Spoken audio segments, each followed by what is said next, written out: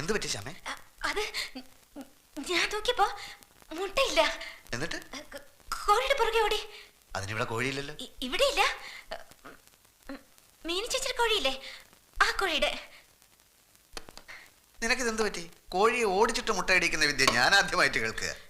അതെ, വിജയേട്ടനോട് കോഴിയുടെ അല്ല മുട്ടയുടെ കാര്യം പറഞ്ഞും പോയി, അങ്ങനെ പറ്റിയതാ. പാവം കോഴി അതിന്റെ പരിപ്പളകി കാണും.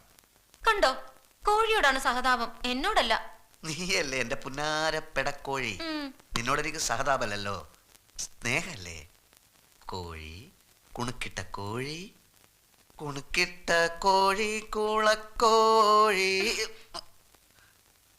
കുന്നും ചരിവിലെ വയറ്റാട്ടി.